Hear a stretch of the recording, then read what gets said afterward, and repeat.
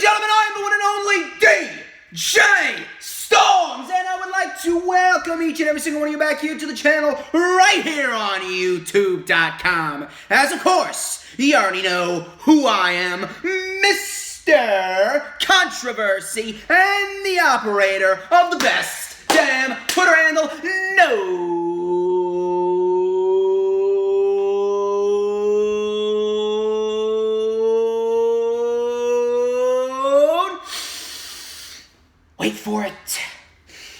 Wait for it, to mankind.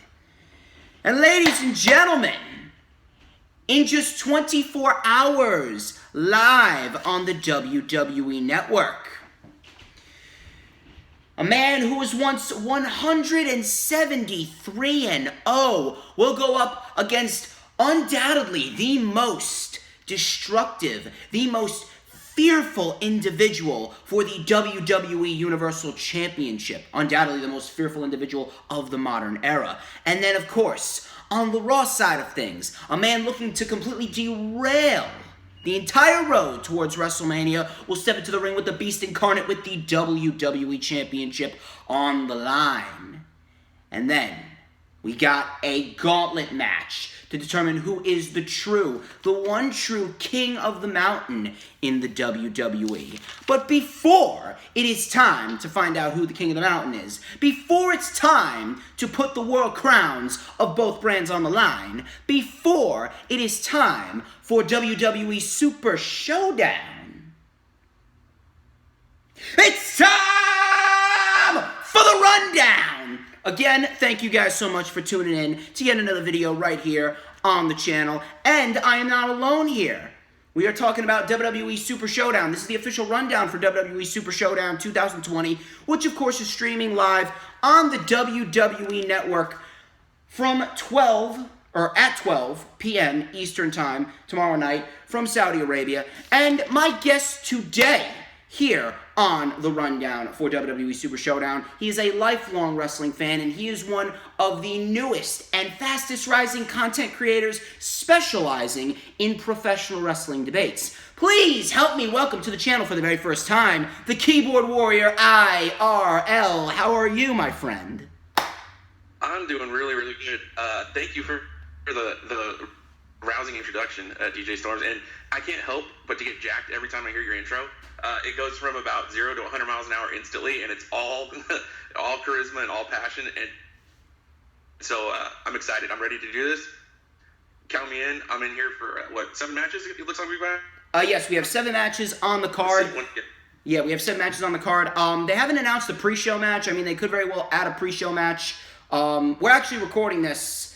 We actually recorded this yesterday. If you're watching right now, this is premiering on Wednesday at 3 p.m. Eastern Time. He's coming to us from California. I'm in New Jersey. But we decided to do this because we have actually become the best of friends in so little time, and we've just gelled together instantly. I'm very happy to have Keyboard Warrior on my channel. He is a very, very, very well-spoken individual. He is very informative, if I do say so myself. He knows what he's talking about when it comes to pro wrestling. That's exactly why I wanted him on, because we're here to break down all the matches concerning WWE Super ShowDown, and we're going to get straight into the matches. So, I will take the ball first here. We're going to talk about the Raw Tag Team Championship match between the Street Profits and Seth Rollins and Buddy Murphy. Street Profits, all they did was seemingly strut down to the ring, pounce Buddy Murphy, and they seemingly get a Raw Tag Team title opportunity. Now, before we actually dissect this match, I do want to mention one thing. And I may be catching a case of pneumococcal pneumonia. I know the keyboard warrior, he's actually recovering from the flu. I actually may be catching the flu or pneumococcal pneumonia or the coronavirus myself, but on paper as I'm looking at this card actually looks fairly adequate. It actually looks perhaps like the best Saudi Arabian card that they've put together on paper. Now, I'm not trying to get ahead of myself because I live by a phrase when it comes to WWE main roster programming, and that is the booking always makes or breaks the show. And we have some matches that could very well turn out to be great matches, but if they are not booked correctly and if they're not given the proper amount of time, then I don't really think that we're going to get a good show. I mean, you can take a look at Super Showdown last year, which I actually have playing in the background. And I'm not even going to lie, Super Showdown last year actually started off fairly decently and then turned to shit. We'll figure out what happens, but regardless, Raw Tag Team Championship match. The Street Profits and their portrayal on the main roster has been absolutely fucking horrible. I mean, I could book the Street Profits better on the fucking toilet than Vince McMahon could in his chair in Stamford, Connecticut. Rollins and Murphy, they were given the Raw Tag Team Championships, and Rollins is pretty much leading Buddy Murphy into the future as a tag team champion, pretty much giving Murphy a purpose. I understand where they were going with that. I wasn't really for it, considering that AOP is a tag team, and the Raw Tag Team division has a fairly decent amount of tag teams, but they don't seem to book them correctly. You got the OC, you got AOP, you got Owens and Joe. I actually got some news on Joe, which I will talk about on the LFU on Saturday before Revolution. You got Kurt Hawkins and Zack Ryder, you got the Viking Raiders, you got the Street Profits, you got... Who else you got? I think you could add Cedric Alexander and Akira Tozawa in there if you want to make a new tag team. But you have the potential to build a tag team division, but you just give it to Buddy Murphy and Seth Rollins, even though they didn't even do anything to deserve a title opportunity. Rollins just say, hey, we're challenging the Viking Raiders and shit.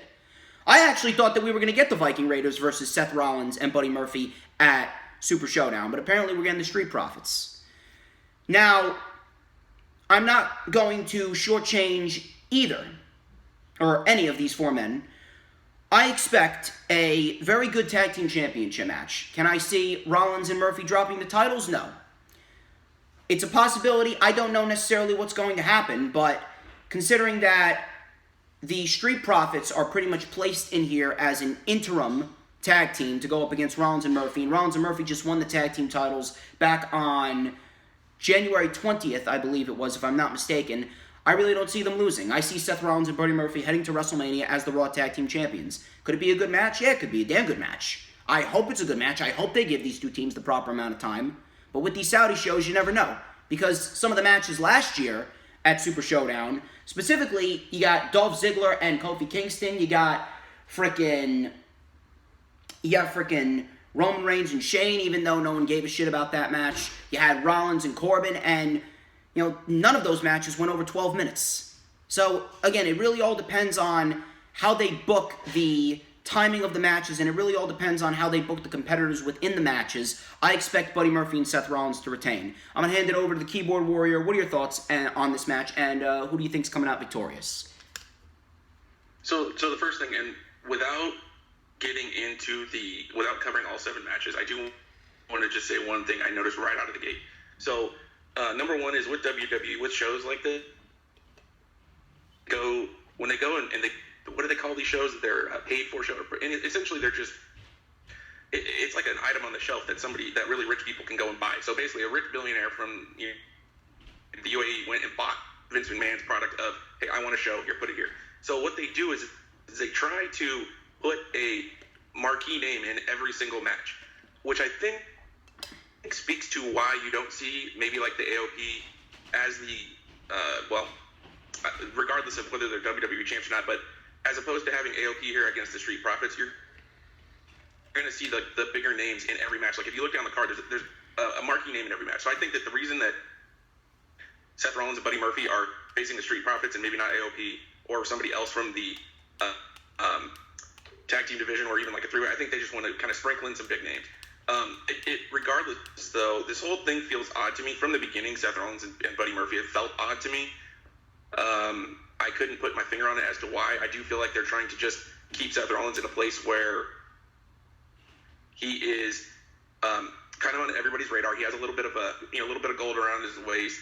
He's in the spotlight, so to speak, because there's technically the name championship attached to his name. They're able to give him, Murphy a little bit of the rub by, hitching his trailer to Rollins. But it feels unnatural. It feels forced, in my, humble opinion. The Street Profits, I feel like before they were on the main roster, or when they were doing their backstage kind of videos, I loved them. When they made their official debut, it did seem to fizzle a little bit. It wasn't as spectacular as I thought it was going to be when they came on the scene. They're not anything new, unfortunately. I thought they were going to be. I thought that when they came to the scene that it was going to be a little bit different, in my opinion. So this matchup, it does feel weird. It feels lopsided. I feel like in no version of this can the Profits come out victorious. I just feel like you have Seth Rollins, who's one of the most dominant. You can call him a lukewarm champion over his tenure over the last 4 or 5 years, in and out as a champion, but he's been one of the biggest names in the company over the last 5 years. I can't see them putting him in there against people who have barely made a blip on the radar, and then all of a sudden you're gonna have these guys put a beat into Rollins. I just can't see it. And then Murphy, I think they're protecting him a little bit, tucking him up close against Rollins. So I think Rollins and Murphy come out on top kind of clean. I don't think there's going to be really any towards anything to this. I think you're right, or DJ Storm. I think they're going to kind of cruise into WrestleMania. I think whatever's in store for them at WrestleMania, I hope is good. I think there is potential. Rollins is a guy who can make stuff happen at any time. So I hope something good comes from it. But this is just the match number 7. Basically, unfortunately, that's the way I view this. I don't really see it as anything to write home about. Well, as long as they give them time and we actually get a good tag team title match, I can't really complain much, because if there's one thing that I look forward to when I watch wrestling, I expect good wrestling. And if we get good wrestling, then you know what? I'm not going to complain, and I'm not going to bitch and moan. And everyone knows me. I am one of the most critical individuals, if not the most critical individual in the entire community. But we're going to move forward to the next match. Let's talk about Bayley and Naomi for the SmackDown Live Women's Championship. So, this was the right decision to have Naomi go forth to challenge Bayley, because Sasha Banks is the correct woman to challenge Bayley for the SmackDown Live Women's Championship at WrestleMania. And to be quite honest with you, I would be perfectly content if it was not Sasha. Then I would be perfectly content with them not even having a SmackDown Live Women's Championship match on the show whatsoever, because you are not going to get any other SmackDown Live Women's Championship match that is going to speak to that WrestleMania-esque vibe other than Sasha and Bayley. I know everyone wants them to recreate what they did in Brooklyn. Truthfully, I don't think they can, because that was a very special moment in Brooklyn, and WWE specifically has been stalling Sasha Banks and Bayley for whatever fucking reason, because Vince McMahon does not believe in Bayley or doesn't believe in Sasha, whatever it may be. But regardless of that, this was the right decision to have Bayley and Naomi. Naomi, I have said numerous amounts of times, is very underrated. I enjoy Naomi. I do enjoy Naomi when she's given the opportunity to go out there and do what she does best, wrestle. Bayley's second reign as SmackDown Live Women's Champion has definitely been better than her first. I don't think we had one decent match in her first reign as SmackDown Live Women's Champion. And now in her second reign, we've kind of gotten a couple. We got one against Nikki Cross in November. We got one against Carmella on SmackDown this month. And if they really let these two women go out there and do what they do best, wrestle, I expect a very good Women's Championship match, and I expect Bayley to come out victorious. Lacey Evans kind of gave it away last Friday that there could be a second Women's Elimination Chamber, and if that's the case, then I expect Sasha Banks to come out victorious. I actually questioned if this injury between Sasha, or if this injury with Sasha is even legitimate, considering that she is filming The Mandalorian, and I've heard the second season of The Mandalorian, and I did hear all these ramblings about what injury it could be. I heard it was a concussion one week, and then I heard it was a back injury another week. I heard it was a hip injury, which stemmed back from Hell in a Cell and the match with Becky Lynch. I don't know what's truthfully going on, but something is up. Something feels fishy. Something is shaky about that situation. Sasha hasn't wrestled since the beginning of January. I don't know what's going on. We'll see what happens, but I expect Sasha Banks to win the Chamber if that's the case and go on to face Bayley. So I see Bayley coming out victorious here against Naomi in a competitive SmackDown Live Women's Championship match. How about it, man? No, I agree. I think that I'm a huge fan of Naomi. I've been for years, actually. So before this, quote, women's evolution, before horsewomen, so to speak, came up, Naomi was always somebody that impressed me with just her sheer athleticism. She is extremely dynamic in the ring. She's powerful. She can pull off amazing moves, but she can do it fluidly. Like, she's very, very graceful in the ring, but it almost, and pardon my reference, but it really does remind me of like a top tier athlete like Serena Williams or Bo Jackson. And where there's this mass amount of power, but they're able to put it in motion in such an amazing way. And I'm a huge fan. I wish she actually back in the day was supposed to be champion. But I can't remember that girl who dropped a knee on her eye and basically broke her eye. Do you remember that? Oksana, yeah, Oksana. Oh my, that infuriated me. So, and that kind of that stopped Naomi's progress in its tracks at that moment. She had to have surgery. Against Bayley, though, I completely agree with your sentiment. I believe that it's going to be a very competitive match. I actually believe this is going to be. Well, I'm not going to stick my neck too far out there. It's going to be a very good match, though. I'm really looking forward to it. I do see Bayley continuing through. I don't think that this is going to be anything that stops her title reign. In general, I feel that the Saudi Arabia shows do one of two things. They either are kind of, pointless pit stops on the way to WrestleMania where nothing really happens, or basically you do a full reset and you basically strip anybody you want and you do what the Saudi Arabia people want. You basically say, we're going to take the champion off whoever you want. We're going to give you whatever star you want, like Shawn Michaels. They got him, for God's sakes. But in this case, I do believe it's going to be a very competitive match. I do believe Bayley's going to go through. I do hope it's Sasha Banks and Bayley. I do hope that they can recreate what they did back years ago in that NXT TakeOver. That was one of the best matches I've ever seen, ever. I would put that in my top 20 ever. Particularly that time where Bayley had Sasha in like this nasty crossface and was stomping the crap out of her hand. I remember that. I was 16 years old watching that. I remember that like it was yesterday. Yeah, and the part about that was you could tell Bayley and Sasha in that moment were literally like fighting each other, but on agreed upon terms. But they were literally crap out of each other in as protected of a way as you can. And I remember watching that, and I'm like, forever and a day, these two wrestlers, performers, whatever, superstars are going to be in my book of awesome superstars. But I see Bayley going on. I think, like I said, I don't think it's going to be a great match. He moves on WrestleMania, hopefully faces Sasha. Mm-hmm. So that's it. So let's move on to the next match, even though I don't think either of us want to talk about this shit. Roman Reigns versus Baron Corbin. Steel cage match. What do you want me to say? What is there to say about this match? What is there to legitimately say about this match?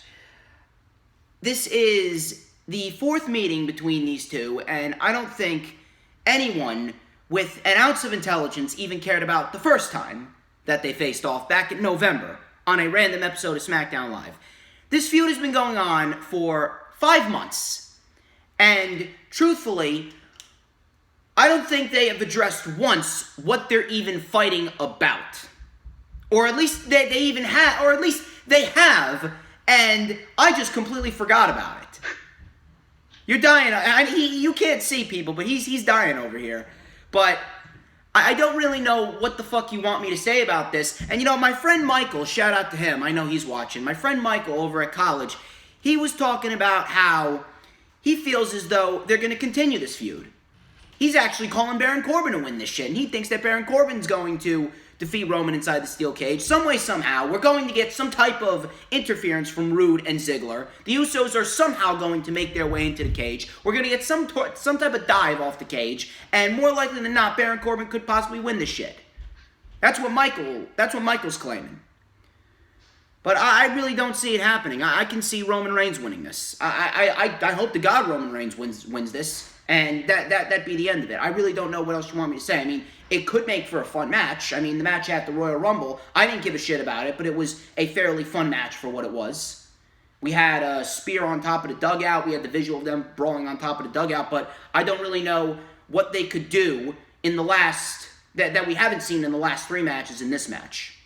I'm calling Roman Reigns to win, and I hope to fucking God that's the end of the feud. Truthfully, truthfully, outside of this match, every other match actually looks fairly decent, but I really couldn't give a shit about this match. I don't know who gives a shit about this match. I don't know who gives a shit about Roman Reigns or Baron Corbin in their current roles at this rate.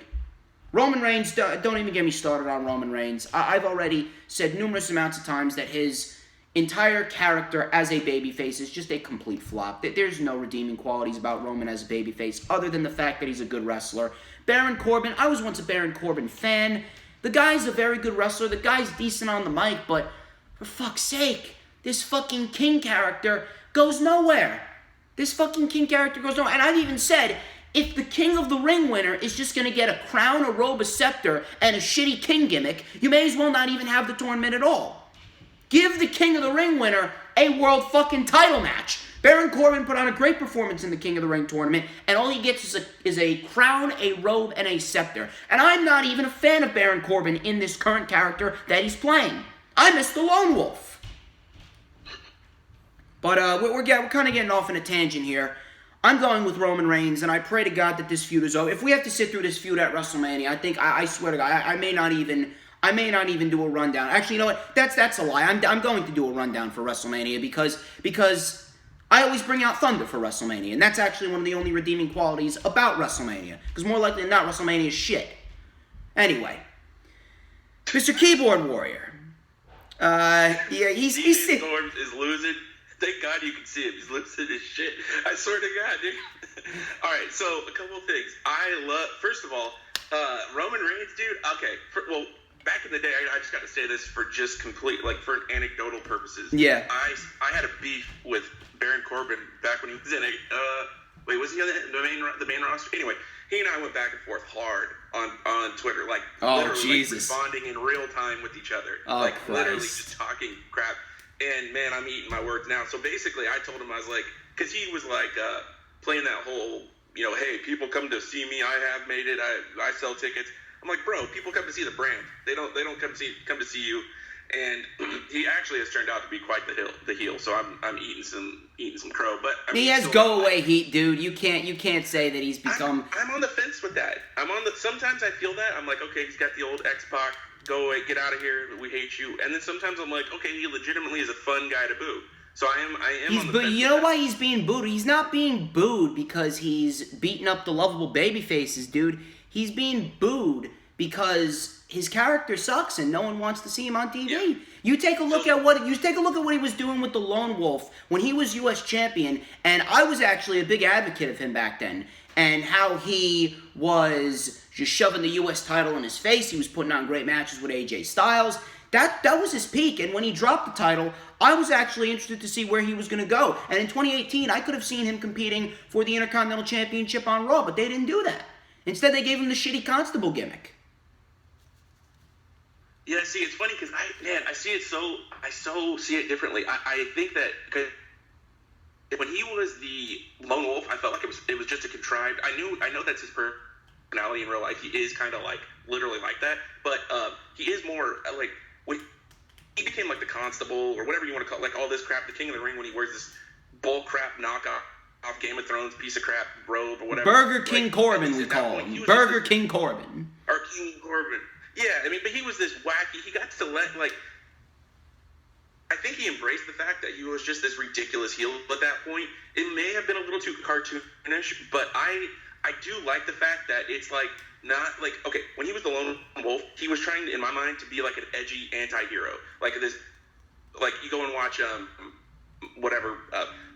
Marvel, whatever, and then you secretly think Thanos is a cool guy because he whatever. I feel like he was trying to be hated but actually secretly cool. And I don't think he has the ability to be secretly cool. As far as I understand it in real life, not many people like him. I think that's their natural tendency. See, he doesn't need to be. That's the thing. He doesn't need to be. Yeah. Corbin's a natural heel, but he needs to have the right character for it in order to get the correct reaction. But it felt that's the funny thing. It felt like in trying to be natural, as the Lone Wolf, it felt contrived. And it felt like when he was actually trying to be a fake heel, it looked like that, as he is kind of now. It feels, believe it or not, more realistic, and I don't know what's what. But regardless, I want to shift to Roman Reigns. So Roman Reigns, I feel the same way about. I am always, when I look at Roman Reigns, I'm always 50-50. I'm like, I 50% want him just to disappear, like, with all due respect, dude, not like in a bad way. And then 50% of me is like, I actually really respect the guy, and I know he can come around. So when he... But see, that's the thing. That's the thing. You just said it right there. Said it right there. You see, you respect the guy. And that's the thing. I respect the guy. I don't know who the guy is from a hole in the wall, but I can only assume that, he is a locker room leader, he's a great father, he has high work ethic, and that I can respect. That I think is needed in the pro wrestling industry. But the guy's character sucks. The guy's character fucking blows. So let's do this. What makes a character? 3 things. What makes a character? If I was to pick 3 things that would make a character. Well, let me tell you the first 3, and then you tell me if you agree or not. Okay. 3 things that make, and this is like according to a lot of the old timers, and I've used it on my show, and I think I talked to you about it. One is size / look. 2 is promo ability. 3 is in-ring ability. Those 3 things make up a superstar. And in reality, you have to dominate in 2 of 3 of those to be able to have a superstar, John Cena, Hulk Hogan, Rock level character. If you have 1 of the 3, you can be good. But you have to have 2 of the 3 minimum, and like almost 10 out of 10 to really be top tier. So, but what do you think makes this? I want to hit. When it comes down to those 3 things, it's only about the mic work and it's about the in-ring ability. Size doesn't matter in 2020. But if we're talking about Roman Reigns, I said size / look. Size. A look's fine. A look is fine because you could have a great look, but you could have no value whatsoever. Braun Strowman has a great look, but he sucks in the ring and he sucks on the microphone. So look. Though. But look at Otis. Yeah, but Otis is great. And Otis is very good in the ring, and Otis is entertaining on the microphone. When Otis takes the microphone, Otis is not exceptional in the ring. He's not exceptional, but he's very good for what he is. He's very good for a tag team wrestler. And when he's put in there with Tucker, him and Tucker, they put on some great tag team matches with a lot of teams. Undisputed Era. You can't deny his look is without a doubt the single driving attribute for him as a character. I don't think his look is. I think his charisma and the way that he just carries himself is. Because you could have a great look. If you DJ Storms went to WWE, had the exact same charisma. Literally, you took his soul, Otis's soul, and transplanted it into your soul, and then you took your belly out and rubbed it, it would not have the same effect. Well, obviously it would not have the same effect. But I have my own charisma in my own right, so I wouldn't really need that. How dare you? Come on, man. I'm the catalyst of charisma. You can't argue with me about charisma. No, I'm not. Hey, no one's debating that. Hell no. So let me say this about Roman Reigns. Yeah. One thing though I do want to say is when I say started, okay, let me reference it. It's almost like ADBC, like in terms of time. So before the, oh my God, why am I drawing a blank? The freaking thing, the 3, oh my God. We're drawing a blank on Roman Reigns and Baron Corbin. Like, this is the one match that we don't even want to fucking talk about, and we're spending the most time on it. But what was why the hell the Hounds of Justice? the Shield, bro. It's the Shield. The Shield. Okay, before Shield, after Shield. So like BSA. No, before Shield, it was like the whole Paul Heyman thing. They were able to basically have Roman Reigns kind of parade out as this big dude, imposing dude, and then immediately after the Shield broke up, it was very apparent he lacked a lot of in-ring skills. He couldn't really carry a match.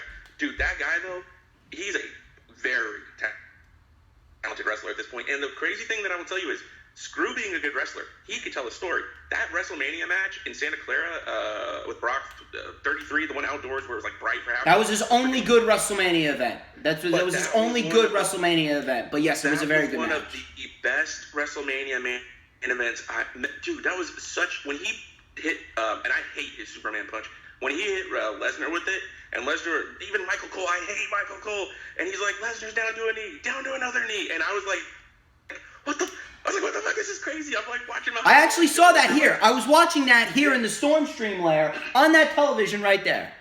Dude, I was losing my shit. I told my 60-something-year-old dad about that. I haven't told my dad about a wrestling match since 2000, probably. Really? So I have respect for Roman as a wrestler, and I have respect for him with respect to his look.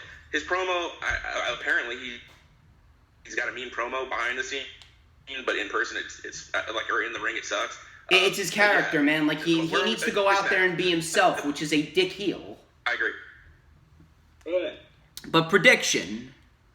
You know what? And all the time, I don't know why that never occurred to me, and I'm sure a billion people have said that. But you're right. Him as a dick heel would actually be really solid, actually. Imagine him as a dick heel versus a face Rock in a one-on-one match at WrestleMania. That would actually mean something. That would actually have value. People would lose their minds. People would lose their freaking... But in a good way, because he would be getting the right reaction. He would be getting booed because the people legitimately want to see The Rock kick his ass. Yep. That is the difference. That would be like back... You're right, dude. And that would be like a Hogan in the 80s where it was like literally 100% of the people booed the bad guy, 100% of the people cheered Hogan. I bet you could get that again. Like, I bet you're onto something there. So why do you know? Sorry to sidetrack. We can go to the next question. But maybe I actually don't. Well, what is the next question? No, not the next question. The next match. Sorry. I actually do know the next match. I have it all written down, but you never gave me your prediction. Okay, I think that personally, this is I'm gonna put my freaking fantasy book hat on. And I'm gonna tell you what I want. Then versus what's gonna happen. I want them to beat the freaking shit out of each other, and it to be insane, better than we expect. I do hope everybody comes to the ring, Rude and Ziggler, and then the Usos. I hope it's just nasty, gnarly. People are getting just murked everywhere. And I hope it ends with Roman on top. Or I'm sorry, why did I say that? I hope it ends with Corbin on top, and I hope they limp into WrestleMania. Everybody is beat to shit and sick of each other. I hope that literally when they show up at WrestleMania, that they literally are sick of seeing each other. And when they get there, it's just like, okay, we're going to beat the fuck out of each other nonstop for this entire match. And we're going to all leave WrestleMania. And I hope that's the end. I hope that this is, because I always, and this is me always looking at the glass half full, I always feel like you're one match away from just shifting the paradigm to, oh my God, this is the greatest thing ever. And I think anybody can do that. I think Bayley and Naomi can do that. Rollins and Murphy can do that with the Street Profits. I would personally love to see that with this, because I do feel like there's potential there. But I think that probably what will happen is Roman Reigns will win. I think it'll be just kind of a weird little spotty, little gimmicky thing where everybody's going to have their little spot. It's going to be really cartoonish. Some crazy stuff's going to happen, and then like some awkward spots, and they're going to try and force everyone to get involved and have their own little unique moment. And it's going to be this weird, overly produced thing that Roman Reigns walks away winning from, because they're in Saudi Arabia, and Vince wants, thoroughbred to go out with the freaking wreath around his neck. Yeah, it's usually how it goes with that's usually how it goes with Vince in Saudi Arabia. But anyway, the one match that we didn't want to talk about, we actually ended up talking about the most. Funny how it works out, people. But anyway, got me hot. Yeah, we moving on to the Smackdown Live Tag Team Championship match. We just surpassed 33 minutes. We're probably gonna go over an hour anyway. But we can stop whenever you're ready. No, it's fine. We got 3 more matches after this match. The New Day versus Miz and Morrison. Now, if there was to be a tag team title change, or any title change regardless, it would be this match. Realistically, Miz and Morrison are the correct team to win. And I want them to win. I think they should win. But you know how WWE loves to do their New Day Usos shit whenever the Usos and the New Day are on the same brand. And every single time the New Day and the Usos face off in the ring, regardless of what type of match it's in, it really does diminish the value of their blow-off matchup at Hell in a Cell back in 2017. We don't need the Usos and the New Day, no matter how good they can put on a match. No matter how good their matches are, realistically, I would much rather see Miz and Morrison versus the Usos, which is fresh, it's new, it's innovative, and Miz and Morrison realistically deserve a SmackDown Live Tag Team Championship reign. I think they could be great champions heading into the summer of 2020. And realistically speaking, where do Miz and Morrison go after this? Are they going to be involved in another tag team title match at WrestleMania? Are we going to have a tag team title ladder match? Or are Miz and Morrison going to be subjected to the Andre the Giant Memorial Battle Royal? I want Miz and Morrison. I expect this to be a very good tag team match, similar to Murphy and the Street Profits. Murphy, Rollins, and the Street Profits, but I don't see the New Day losing here.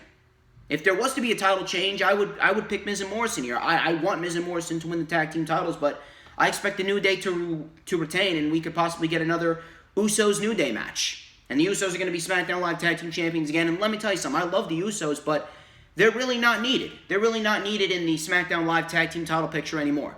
They are 6-time Tag Team Champions. They don't need to go forth and win them again. Let's get some new blood in the SmackDown Live Tag Team division. How about it? So I give you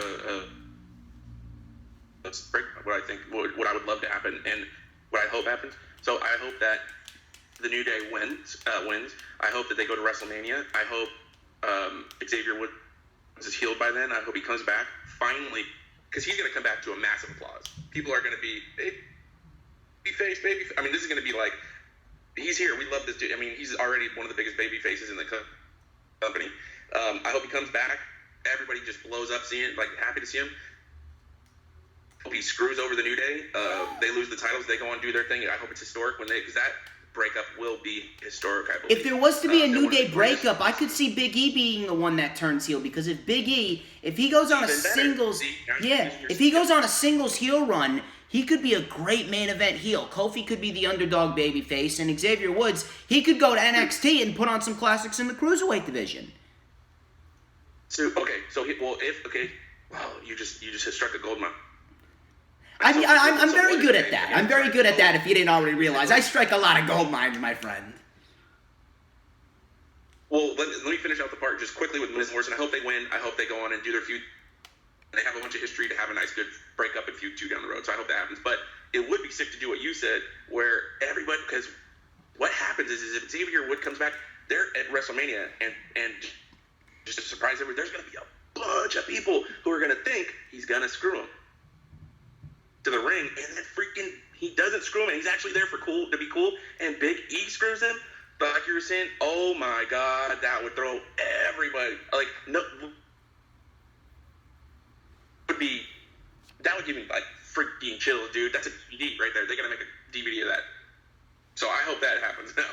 I'm gonna revise my previous answer. End of. Period. Period. Just a period. Just a period, ladies and gentlemen. Moving on to the Kuwait King of the Mountain Gauntlet match. The obliged Saudi Arabian gimmick match that we need to always have on these Saudi Arabian shows. Well, what do we have? We had the Greatest Royal Rumble, we had the World Cup, we had the 50-man Battle Royal, we had Best Tag Team in the World, and now we got the Kuwait King of the Mountain Gauntlet match. You know, I actually pitched the idea, why couldn't you have just had a regular gauntlet match? You could have had AJ Styles win, and we could have gotten a nice 12-15 minute matchup with Styles and Andrade for the U.S. title on the main show. But what do I know? The competitors in this matchup are AJ Styles, U.S. Champion, Andrade, Eric Rowan, Bobby Lashley, R-Truth, and Rey Mysterio. Yes, I said Rey Mysterio. Rusev is not medically cleared to compete. He is currently dealing with a back injury. That's what I read up on. So Rusev was removed from this matchup and replaced with Rey Mysterio. Realistically speaking, Andrade should win because he is a champion, and you need to make champions look strong when it comes to, you know, your champion's portrayal. But based on everything that's been going on, you know, I wouldn't be surprised if AJ Styles wins this. With the recent reports of him going on to face off against The Undertaker at WrestleMania, which I am not a fan of whatsoever. I still don't know why they're doing Aleister Black versus AJ Styles next week. That is legitimately a WrestleMania-worthy match. You could have built up Aleister Black and AJ Styles throughout the course of the next few weeks, going into WrestleMania 36 for a WrestleMania match, but instead, you're going to have them face off next week, and you're going to have AJ Styles more than likely win the Kuwait Gauntlet Match trophy and go on to face The Undertaker, which I've stated before, I don't think that WWE is going to get us to care enough about an AJ Styles versus Undertaker match, regardless if AJ Styles could lead a fucking broomstick to a 5-star match. As far as the winner goes, you know, I would expect Andrade, considering he is a champion, but I wouldn't be surprised if AJ Styles wins this. Keyboard Warrior, how about this Kuwait King of the Mountain Gauntlet match? What say you? Ooh, I just love the name. I love the name. No, I'm kidding. Yeah, I see about to AJ say. Styles winning. One thing about Undertaker, I just for personal, like, if I could say this, for personal reasons, like, as from human to human, I wish he hung it up. I hate knowing that he's just taking years off of his life every match he takes. AJ Styles and Undertaker, Not, and I don't The guy know can barely about walk. The guy can living barely under a walk. They rock. need to let Mark just go. Let him retire. Let him live his life already. I didn't even know until you said that, and like I said, I think I must have been living under a rock. I didn't know that was in the plans for WrestleMania. I didn't.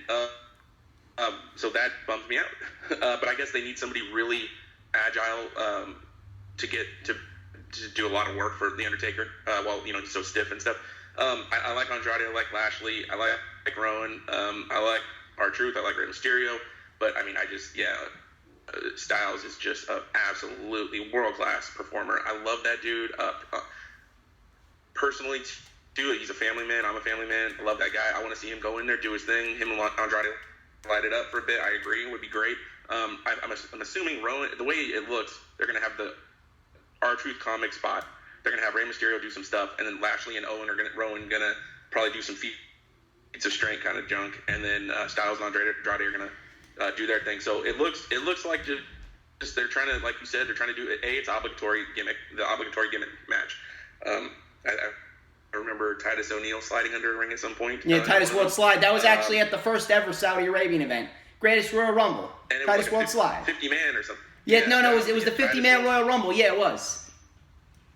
That was epic, clean as hell going under that ring. But yeah, he couldn't have done that any more perfectly, even if he tried. He couldn't have done it any more perfectly. Literally couldn't have. Yep. But yeah, like I said, don't have much to say. I just think that AJ Styles is going to go through and do his thing on this one. So now we got the 2 world title matches, and before we get into them, let me ask you, which world title match is main eventing? I mean, every time I see Brock on the card, and knowing Vince McMahon, I say Brock. Okay. So let's actually talk about Brock versus Ricochet. Now, I've stated this before. Ricochet versus Brock Lesnar. That is a WrestleMania-worthy match. That is a match that could main event any pay-per-view that you put it on. But Ricochet, man, everything that Ricochet was from NXT has been destroyed. And I mean destroyed. Absolutely destroyed. The guy has never been the same ever since that feud with AJ Styles over the summer.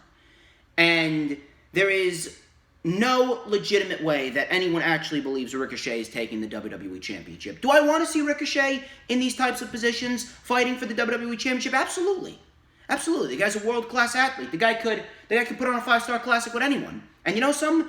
Brock Lesnar, more likely than not, he's wanted to work with Ricochet. And more likely than not, Brock Lesnar is going to go into Super ShowDown, and he's going to make Ricochet look like $1 million for 10-15 minutes, and we're going to get a great WWE Championship match. I really expect something similar to what we got with AJ Styles and Brock, with Daniel Bryan and Brock, with Finn Balor and Brock. You know that when Brock Lesnar works with smaller guys and when he works with someone that he actually respects, you know that Brock Lesnar is going to bring his A game. And I agree wholeheartedly with what John Cena has said. Brock Lesnar is perhaps one of the best performers of this generation. Maybe of all time. But, again, the believability of Ricochet is at negative percentages at this rate. There's no way that anyone believes that Ricochet is taking the WWE Championship. I'm glad that Brock Lesnar is getting a successful title defense, and we could get a great match, and I do hope we get a great match. But I see Brock Lesnar retaining. The build for this has been just like any other build for WWE. Boring, stereotypical, lackluster. Ricochet, all of a sudden, has been on a winning streak as of lately. His first winning streak since the fucking summer of 2019. So how is anyone supposed to take Ricochet seriously? Whatever. Brock Lesnar wins. I expect a great match. I hope we get a great match. But Brock Lesnar's retaining the title. He's going on to WrestleMania to face off against Drew McIntyre for the WWE Championship. Mr. Keyboard Warrior, the floor is yours. Yeah, I think that Vince McMahon doesn't know a good thing when he has it anymore because he has been spoiled with so much top-tier talent over the 30, 40 years, whatever, that he's owned the company, the 50 years he's been doing it, whatever. And I think he just, honestly, he takes for granted the people he has on his roster. I think when somebody like Ricochet comes in, I don't think he thinks of Ricochet as the world-class performer that he is. I think he goes, hey, that's my agile, acrobatic, dynamic wrestler. I think he just kind of labels them, puts them on the shelf, and goes, okay, I have my body guys here, I've got my gimmick, my promo guys here, I got my acrobatic guys here. And I don't think that unless you're in the tippy top, you're like Triple H says, the cream rises to the top. Unless you're the cream, and I think that a lot of that is political, I think that he discards you. I don't think that he even knows you're there half the time. The other thing too is I think that the main reason, knowing what I've heard, or based on what I've heard of Vince is he's quick to get into a pissing contest. He's always trying to show off his. Like his racehorses. He's always, and there's like stories of him racing Donald Trump and being pissed about Trump having a bigger plane and all this kind of stuff, bigger plane. And so I think he goes over there and is like, I got this big Brock Lesnar. You guys don't have that. He was the UFC champion, and he gets Ricochet, who can take abnormally visually appealing bumps. So basically, Brock can go and do the suplex city deal, and he can throw Ricochet, but Ricochet could. Who knows what Ricochet can pull? I think Ricochet basically is going over there to take above average bumps, and that's it. I hate to say that. I think, of course, there will be the little start where like it looks like Ricochet's doing some stuff, and then Brock's going to just chop the shit out of him down. He's going to take him down, do his thing, and whatever. If Brock did want to work with Ricochet, and he, like you were saying, like if Brock actually was like, let's do this. I like this guy. Let's put something together, and Brock put some time into this match, it would be obviously amazing. I believe Brock is one of the best performers ever, especially with his gimmick. It's a lot of people take for granted their size when they're big like that. He knows exactly how to use it, and I just don't see anything other than just the same old stuff. I just can't see anything else happening other than Ricochet being tossed around, taking very acrobatic suplexes, and it being a 5-minute match maybe with a pin. I don't think anything's gonna. And then Ricochet goes back to being what he was. What do you think about it?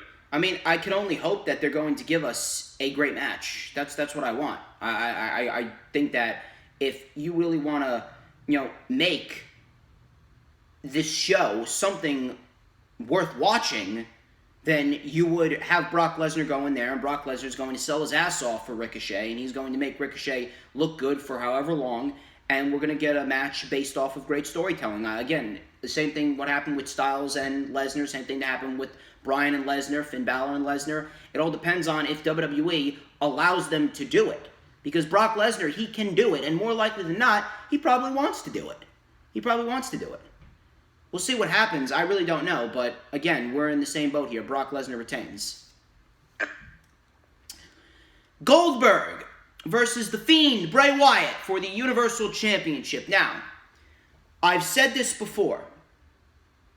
I don't necessarily mind this, and I know, scary.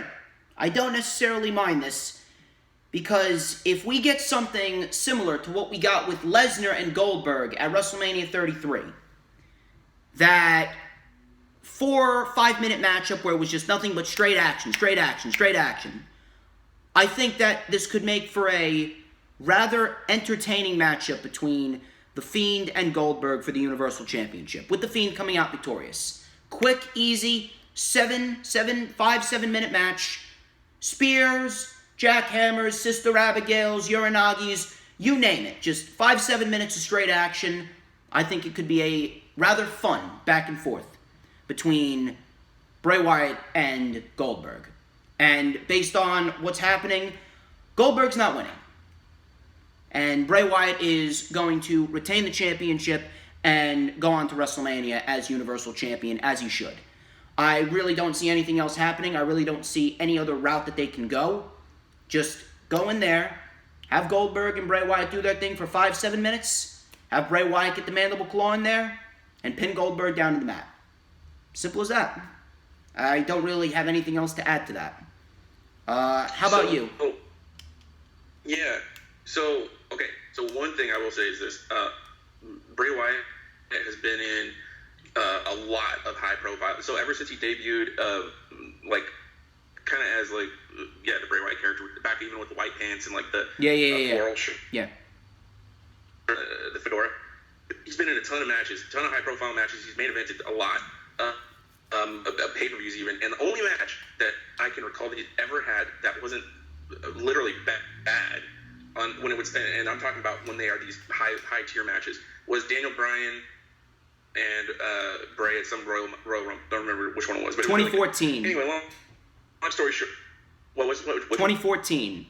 24. Okay. I mean, this past Royal Rumble with Bryan was very good as well. Yeah. And so the other thing is he gets, well, first of all, he gets hurt a lot in matches. But the other thing is, I have such a bitter taste in my mouth with Bray Wyatt. So I was at possibly the worst pay-per-view in the history of the WWE, and I'm not saying that subjectively. It's on a lot of top 10 lists. It's the Hell in a Cell that occurred last October or whatever it was. I was there. I was there for the abomination that was Seth Rollins' Fiend. It was literally the worst. People couldn't understand what they were watching. It was so bad.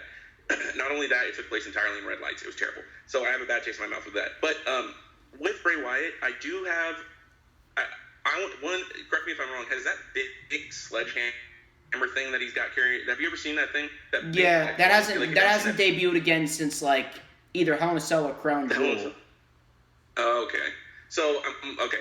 But either way, I feel like it'll take something like that to stop Goldberg because I'm not trying to speak on the politics. I don't know these guys. I hate even using wrestling jargon. I feel like sometimes it's inappropriate. But for the sake of argument, I mean, whatever.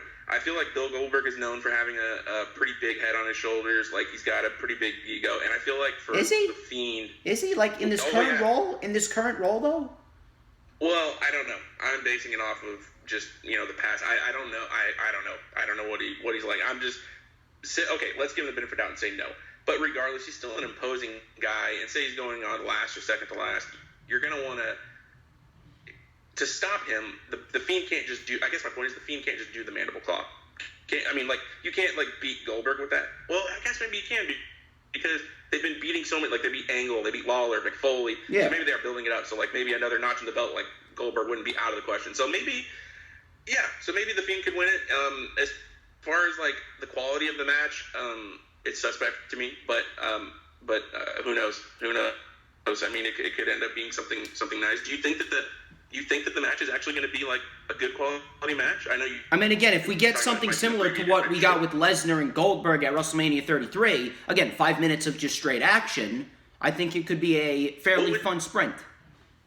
So what would the Fiend's action be? So we know Goldberg would be a lot of spears or, maybe some jackhammer, a lot of power moves. What would the Fiend's version of that be though? Because he's not a lot of speed, a lot of speed maneuvers, cross bodies, body avalanches. That collision one. Sister Abigail's, Uranagi's. We'll see what happens, okay. But yeah, we'll see what happens. But I have the Fiend. Who do you have? I'm gonna agree. You're very not to blow smoke. You're very, very knowledgeable. Thank you. I appreciate that. Thank you. Current product. I mean, don't shortchange yourself, dude. Don't shortchange yourself. No, I'm confident. Yeah, I'm confident that you're. Yeah, I think you're definitely right. So yeah, I'm gonna say the Fiend. I appreciate that. Well, ladies and gentlemen, that wraps up this edition of The Rundown. Thank you very much for tuning in to this video. I appreciate all of you. Couple of things. Follow me on Twitter at HistoryMakerDJS. Follow me on Instagram and Periscope livestream at TheDJStorms. The Thunderscope livestream where Thunder performed Youth Gone Wild by Skid Row. It is currently up right now. It's actually pinned to my Twitter profile and it's on Periscope. Go check that out. Add me on Facebook as well. All the links are in the description. Go check out the Lightning Flash update from last week with Mr. AJ Holland, a longtime DJ Storms posse member. That link is also in the description. And I will also be at Dynamite on March 25th, 2020. I'm going to be there. If you're down, you can come be on my vlog. We can do a little fan interview. We can collaborate. We can talk about future dates. I am planning on going on the No Show Wrestling podcast, where they will interview me, and they will talk about my journey, my story, and everything that's been going on in the DJ Storms realm. That, I believe, that's going to take place on March 14th, if I'm not mistaken.